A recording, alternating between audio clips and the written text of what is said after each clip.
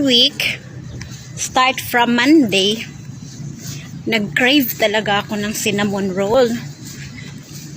Syempre, hindi naman tayo mayaman, guys. Mamahalin man yung nandyan sa mga Starbucks, whatsoever. So, ngayon, medyo may barya tayo.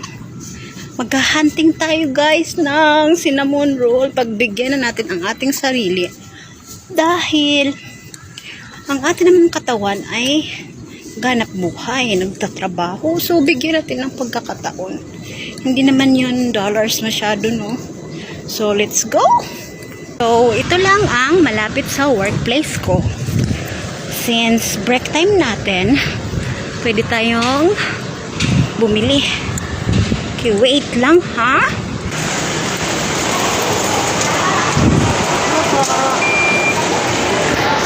So, dito na tayo sa loob. Merong grocery dito. Dati Robinson yung pangalan. Ngayon is sa marketplace. Ayan na, papasok na tayo. Sana makahanap. Please, God. Diretso tayo sa bread pastry corner. Wala tayong wawart. Kaya wag na tayong paliko-liko pa. Nakakadismaya, guys. Wala silang cinnamon roll. Puro mga donut lang. Why? What's wrong with you guys?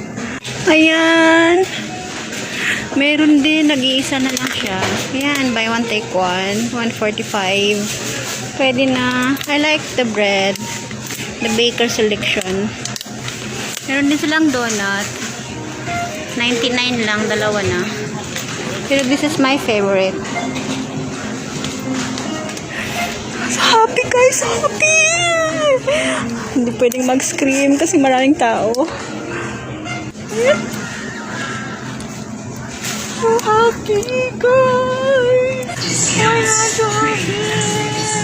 Alam nyo, kahit mataas yung sugar ko, pero pinagbigyan ko na ang aking sarili. Ang buhay naman, kahit may mga sakit tayo, kung babawiin na talaga ni Lord, babawiin talaga ni Lord, diba? So, ito na, magbayad na tayo. And one of my favorite, ding dong. Kuha tayo isa. This is it. Kain na tayo. Pagbigyan natin ng ating sarili.